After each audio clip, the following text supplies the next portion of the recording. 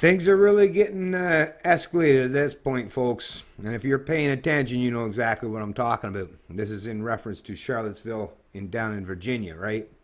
The protests or the rally that took place down there and the subsequent fallout that was a consequence as a result from these, and I mean just the derogatory terms that we're already seeing put forth and presented by a lot in the media. This is something that I find that this is the most important thing, that if you're independent, not ideologically driven, not politically biased, it's of paramount importance that you point this shit out. That it's the media, a lot, not all.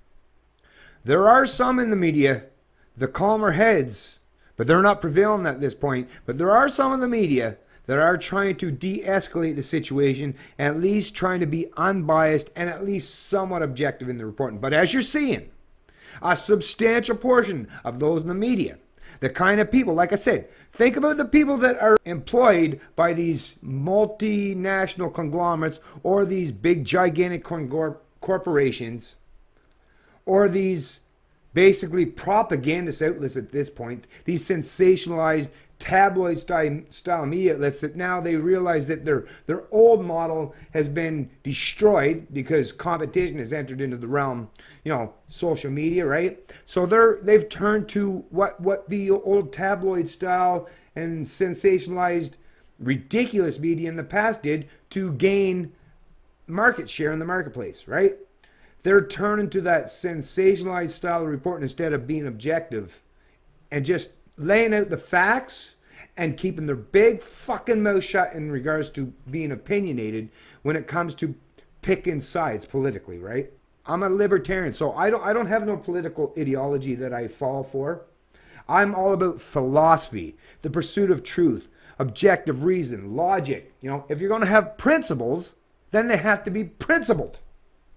That's what libertarians, genuine, the most purest libertarians among us, that's what we're all about. Screw politics. I don't want to race down to play in that fucking field. I'd rather stay above the fray and just be objective, or as objective as I can as a fallible human being. But I would never, ever, and I don't profit. I've never made a dime to this point because I couldn't sleep at night if I was profiting from this kind of division and hatred. Huffington Post, just keep proving people like me right all the time. That's really what you're fucking doing. Because I posted the exact same comment on their page, on their Facebook page, and I seen the vitriol and hatred that was spewed towards me. The people on the National Post page, the people on the CBC page, for the most part, and like I say, CBC still had a lot of leftists. I mean, we know this, right? Because they do have a dominant narrative that will skew left. Doesn't mean that they ignore the right completely, but it heavily skews to the left. Same with National Post. They more skew a little bit more to the right for the most part. But at least there's some nuances where you can see some differences, some variances, some opinions that aren't all aligned with everybody. Huffington Post, I can't give them that same kind of accolades.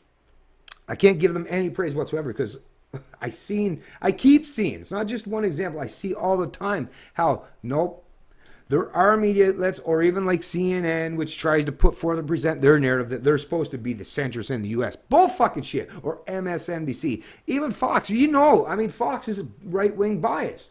But Fox, and the reason why they're the biggest outlet in the US as far as viewership, they will bring on people it's like they like the competition. I guess that goes to that fucking right-wing type bias, right? They like to see people hammered out. I don't know, and they may very well enjoy it, and they benefit from it apparently, but at least they offer, when they bring on people on a panel, they'll give like a liberal, or you won't see that in a lot of these leftist media outlets. But let me get to another point that I want to stress that's so important here. The people in the media, those who enjoy this divisiveness, this hatred, and profit from it,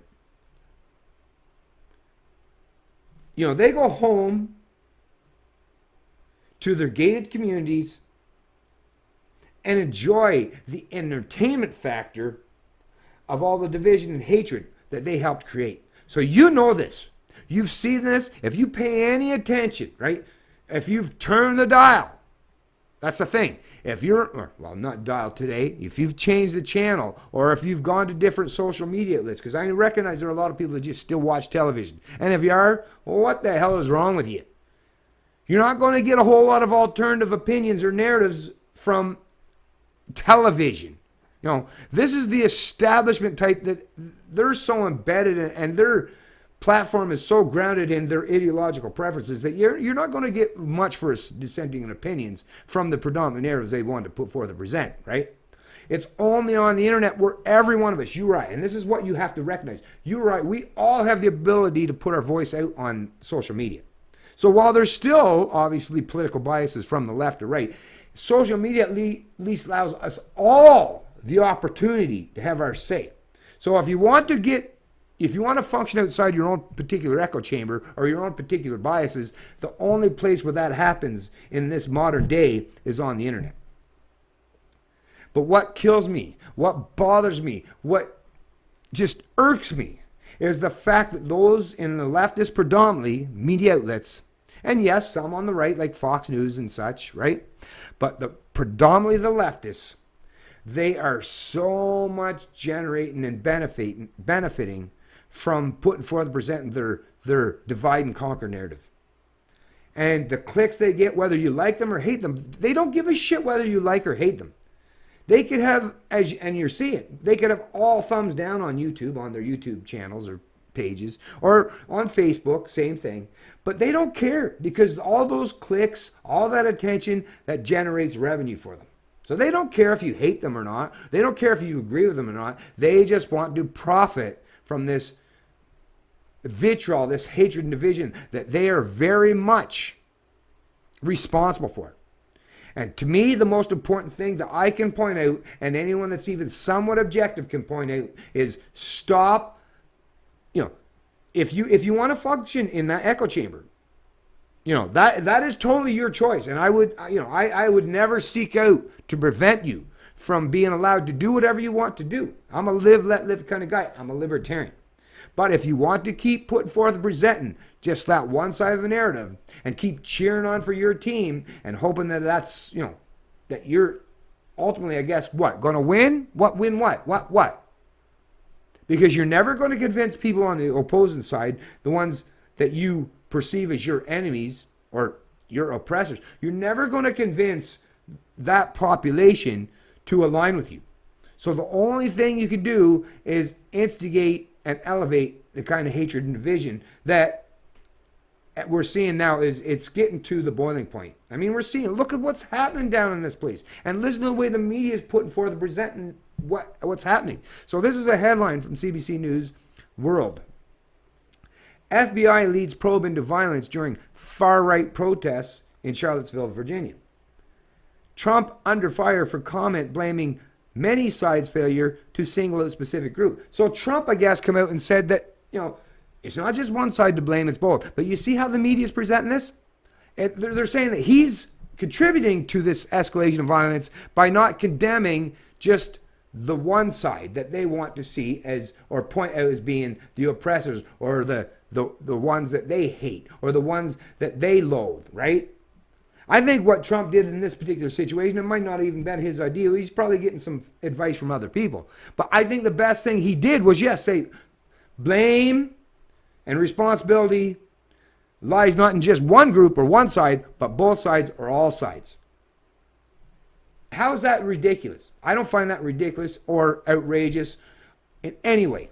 But here, let's move on once again. This one's Washington Post. And we know Washington Post, pretty much most of their contributors lean very, very left. One dead as car strikes crowds amid protests of white nationalists gathering in Charlottesville. 2 police die in helicopter crash. But once again, it's all about, now they might very well be white nationalists, but can you paint that whole group with one broad stroke? No, because you know these people, there's probably a lot of people with many different variances and degrees as to what they believe fundamentally or ideologically. But the media is trying to put forth and present that same narrative. It's all about divide and conquer, and they don't want to give any objectivity anymore. It's all about sensationalism. clickbait. That's predominantly what I'm seeing from a lot of the people in the establishment media. Not all. And I'll preface once again, not all. There are some, there are those, the few, the minority, apparently it seems nowadays, in the media, whether it's the mainstream, establishment, or alternative, that are trying their best to create at least some way to have dialogue happen. Some debate, some dialogue, some objectivity. But those in the establishment media, like I say, they recognize that their platforms, their ability to dominate the narrative, it's being taken away from them, and they're lashing out relentlessly on a continuous basis. And they're contributing to this mass amount of hatred and division between political ideologies. Have you seen the media presenting these anti-fascists, these antifa? Remember the people that went, or that guy that went, Richard Spencer, which was not causing no violence, wasn't causing no harm to anyone, was just doing an interview. But remember when that Antifa person and the group, and he went and punched him, sucker punched him off to the side while he was trying to give an interview to a reporter? Oh, look at how many people on the left were cheering on, yeah, let's punch Nazis, let's punch Nazis. Well, see, now you're seeing the reaction of this. Now you're seeing those on the right that are saying, so it's okay to go around fucking punching people? So it's okay? Now you're seeing, like I say, this race to the bottom. Who's going to benefit from that? These fucking people that sit in their gated communities, like I say, that stir up the fucking pot, that create the controversy, that benefit and profit from it. They, like I say, they get to go back to their gated communities. They're not being affected by any of this shit what's happening, whether it's on the left or the right. They're sitting back and enjoying this and being entertained from all this fucking hatred and division that they helped create. We got to do our best, folks. We got to stand up in opposition to this crap and start pointing this stuff out. Another thing I wanted to point out, I've written a couple points down, that's why I keep looking down, because, I get rambling on and I forget where I'm trying to go with in my dialogue, right? But another thing I wanted to point out is, if you have picked a side, if you chose to run to the left or run to the right and are unwilling to listen to the voices of reason, like people such as myself, right? Then you are also helping to contribute to this race to the bottom, to this escalation. To me, the best thing we can do at this stage of the game, just think of, hey, forget about this stuff. Bring it down to the local level. Bring it down to your personal level, because it's all scalable. If you've seen two people that you cared about fighting, or even two sides, whether you cared about them or not, but if you were a good, moral, decent human being, you've seen two people fighting, and they were both maybe a little bit in the wrong in one way, right? In some way. As a referee, wouldn't it be incumbent upon you to not just place the blame on one side?